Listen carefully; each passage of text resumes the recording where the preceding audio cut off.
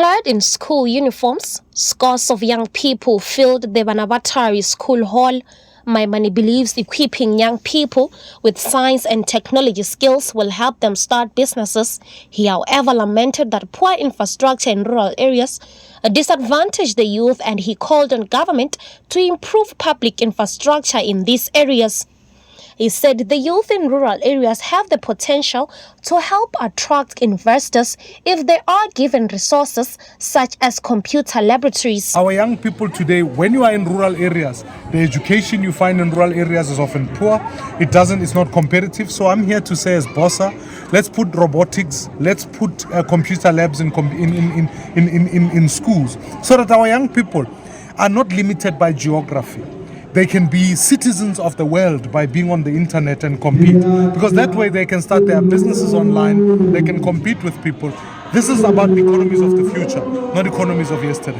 Maimane says his party has added its voice to the challenge of the Employment Equity Amendment Act.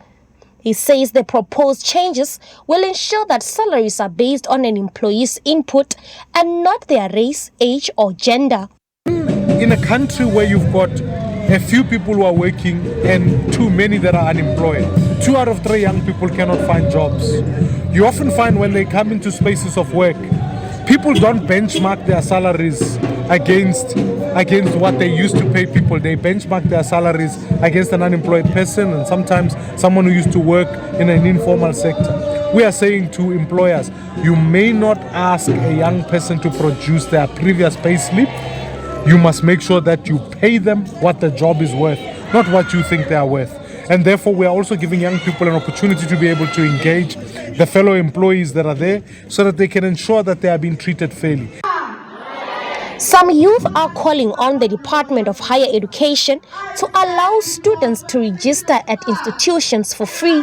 They say that students, particularly those from disadvantaged backgrounds, drop out of higher learning institutions due to financial burdens, and that this plays a role in unemployment rate. Young people are being denied an opportunity to enroll in many and various universities due to application fees. And young people from very disadvantaged families, they can't afford the application fees. We want to make it a clear call to the Department of Higher Education and institutional fundings that they should completely remove the application fee at all public universities and the TVET colleges. The youth have also been encouraged to consider technical and vocational training colleges as alternatives when they are not admitted to universities. We are calling on young people today to really come together to expose themselves to opportunities that exist. First of all, to say to those that maybe have tried to go to varsity, it's not always varsity that will get you through. There are other opportunities like colleges that you must consider. Of course, we know that there are issues there in the colleges, but you should try expose yourself to get those opportunities where you can try and better your life. Maimane also visited an old age multi-purpose center where he interacted with elderly people in Sebayeng. The center focuses on fighting unemployment by teaching various skills, including vegetable farming, needlework, and sewing.